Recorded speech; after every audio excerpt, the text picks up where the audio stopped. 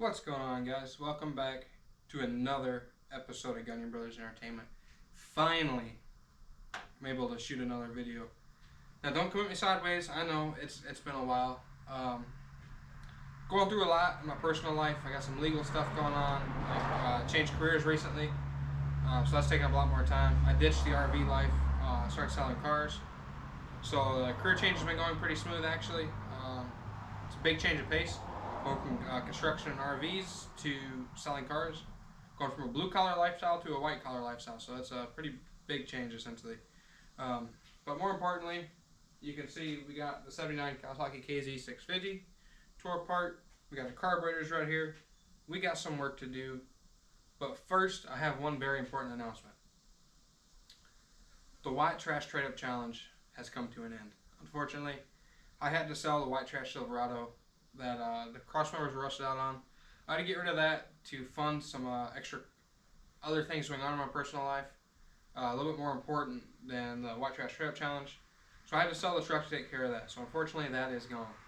But we still have the old vintage 650 to take care of. And today, we got some carburetor work we need done. We're going to increase the main jets.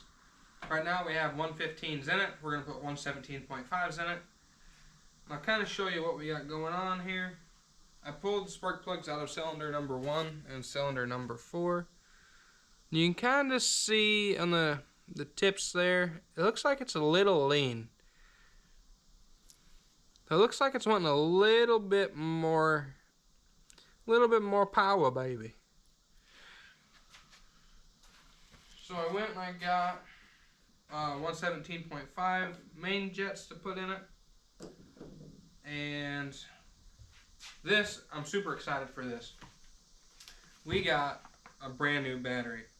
Now this battery here is an AGM sealed battery compared to the junk that you get at AutoZone or Advanced Auto, the Diehards, the Duralast, the glass mat batteries that you gotta have the vent tube and fill up and all that terrible boring stuff. You see, with those, it seems like I have to buy a new one every season. No matter if I keep it on a maintainer, if I take it inside during the winter, I have to buy a new one every season. And essentially, that's $80 every year. That's kind of dumb. Let me show you the battery here. For those of you that have these vintage motorcycles, you know what I'm talking about. You gotta fill them up with the battery acid, and they're just junk. They're terrible. This is stupid. I throw it, but I don't want it to get battery acid all over the ground. So this one is from Motobat. Got it from Cycle Works in Goshen, Indiana. I get all my motorcycle stuff from them. But it's a sealed AGM battery, so there's no more vent tubes. And the cool thing about this is you can kind of figure out what orientation you need it. They got a positive and a negative,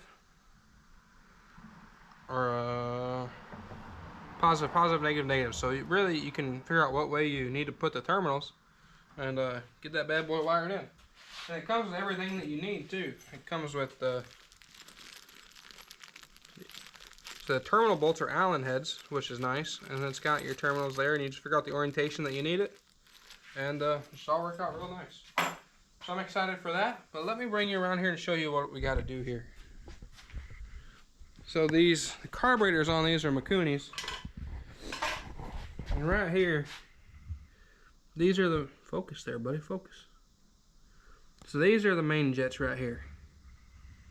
So we're gonna take those out and put a focus. That's all it is. Just switching the main jet to allow more fuel to flow through that. So it's got, like I said, it's got 115s in. We're gonna put 117.5s in, and we're gonna change out some fuel line, clean the pods, replace the battery, and she should be ready to rip. So this bike, it's a '79, and thus pretty much been in the family since brand new, essentially. My dad bought it from the first owner in the 80s, mid 80s I'm wanting to say, is when he bought it. It went back and forth between my dad and one of his best friends at the time. And then somewhere along those lines, I had cams done, It's got some bigger cams in it. It's got a 4-in-1 header. And the header that's on it comes out on the left side, which is not very common on these 650s. There's only 1 or 2 different companies that came out with the 4-in-1 header that came out on the left side. They primarily all came out on the right side. So the ones that did come out on the left side are no longer available. That company, I believe it was Denko that came out with this header, went out of business in the 90s. So those headers are no longer able to be found. So if you have one, you're kind of sitting on a nice little piece of history right there. And it really just takes a flathead to get these little guys out. And you can just, before you put your jets in, if they've been sitting for a minute, definitely spray out some carb cleaner to get them cleaned out and ready. You don't want to put, you know, dirty stuff back in your carbs. Unfortunately, with having carbureted bikes, for those of you that do know the struggle, you almost have to take them apart and clean them every season. Otherwise, you're going to have some riding problems there. I felt like I had 117s in here before, but I took them out, and I don't remember why. So we're just going to get the 117s put in. I got 120s as well, in case it decides that it wants more fuel past a 117.5. So it goes to 120 and then 122. I don't necessarily know if I'm going to need a 122. We'll kind of see what happens. Alright, now the jets are in. We got them tightened up.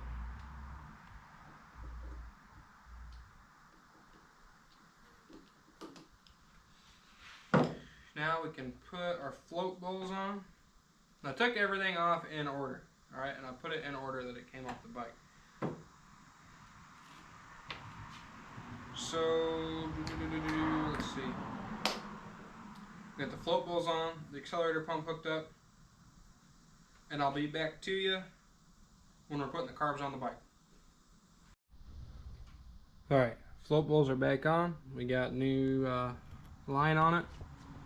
Accelerator pump's hooked up. Ready to put the carb back on the bike. One thing I should have mentioned too is you want to check your floats and every carb. Make sure they're all hitting about the needle about the same time. You want them all pretty level and accurate. So the best battery a man can buy right here. Makes you want to punch a hole in the wall if my name was Kyle. We got to put the spark plugs back in, get the carbs on. So let me get the camera set up and we'll get her going.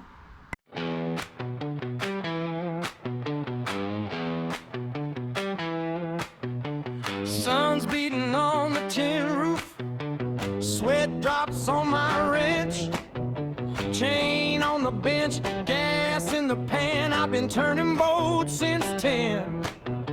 Chrome on the fender winks at me. Old beast wants to breathe. Kickstand leaning, helmet waiting. Soon as I twist the key, feel that heat.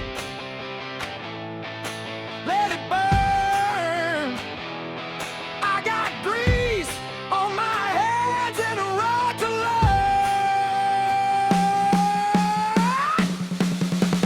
Gang Brothers Entertainment.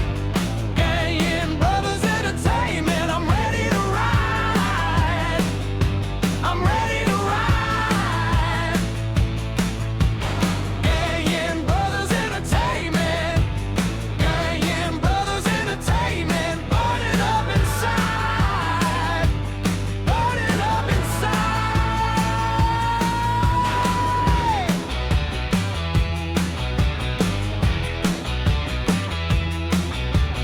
New plug sparking in the. Now it's starting to look a little bit like a motorcycle again. Carbs are all the way on, pods are on. We ran the new fuel line. This is a vacuum. This is a vacuum actuated pump. Got a new fuel injection line. My fuel rated for the fuel. For the feed line to the carbs, Part of the problem I was having last time is the old line got brittle and it cracked and it wasn't really creating enough vacuum. So it was kind of, had a little bit of a leak there. So it wasn't getting a strong fuel flow. It was kind of causing some problems. So another thing we have left is the battery, brother. So I'm gonna figure this one out and I'll come back to you when we're ready to fire it up. Alright guys, battery's hooked up. Them terminals sit a little bit higher than what I kind of like there, so I don't know if it's gonna hit the seat, but it did come with this little foam pad. And it's got like a sticky backside. I don't want to put that across there because that's gonna cover up all my useful information, but it looks like that might be able to, you know, that comes off there. Hold on. Let me take that off, see what happens. I didn't realize that could be screwed in. Hold on a minute. That's actually pretty cool. That was just a little, I didn't realize ever that actually comes off of there. But then it's kind of metal exposed, so I think I'm just gonna put this back on there and put that foam pad over the top of the battery. I mean, it should be fine. What do you guys think? I think let's fire it up, see what happens. Well, we got power, so that's a good sign.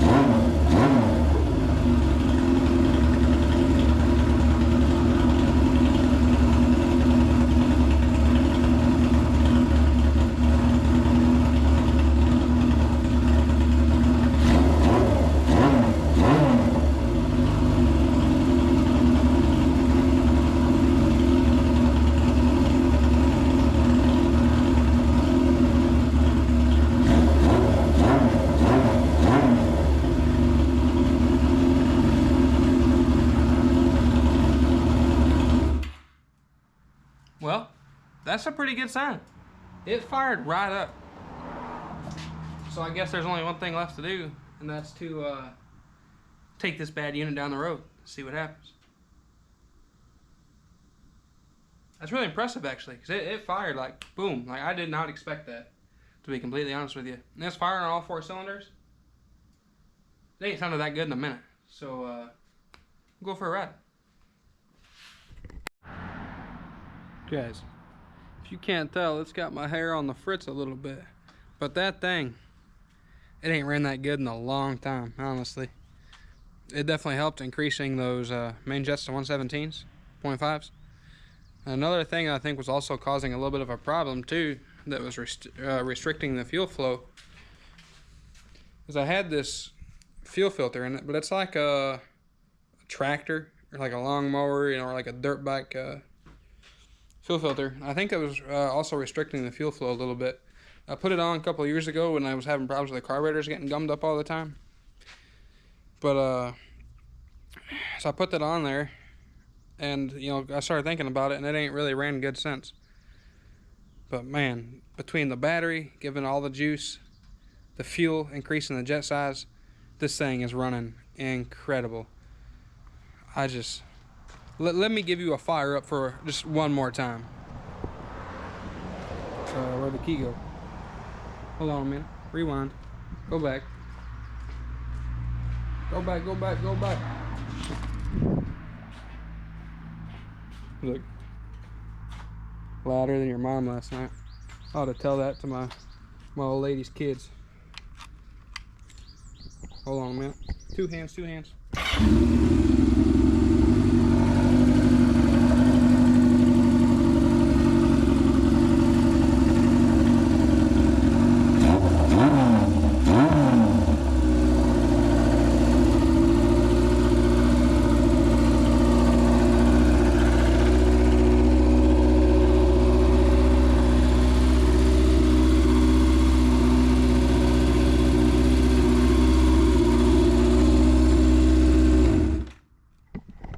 Yeah, I call that a win for the day. So I do have one more thing left to fix on it, and that's the plate. It's expired. So I'm gonna go renew my registration, and then I think it calls for a whole day of riding, to be quite honest with you. But I'm not sure what's gonna come next after this video. It's like I said, the White Trash Silverado is gone. I had some stuff come up. Maybe one day I can go into detail on that. Not so much right now. I need to kind of keep that under the wraps. Because some people don't really like it when you tell the truth. They can make up lies about you, but when you tell the truth about them, you're POS. So I can't say a whole lot right now, but maybe later down the road we can talk about it. Just not so much right now. So maybe we have more motorcycle content coming out. Otherwise, I don't know. I mean, we got some house renovation stuff going on. The old lady is moving in here in a couple of weeks. But there's not really a whole lot new going on in the life of Mike over here at Gunny Brothers Entertainment. I'm going to try to keep putting out content, but with changing careers and becoming a car salesman, that really ties up a lot of my time. And you can see a mullet's gone, unfortunately. I mean, we kept a modern mullet, but the mullet got down past the shoulders, and it was looking really good. But I don't know. You win some, you lose some, and lately I've been losing everything. So it's one win at a time, I guess. I count this as a win because the bike's running phenomenal, better than it's ever ran in a long time. Yeah, I don't know. So stay tuned, I guess. We'll see you next time. Time to get some riding in. Peace.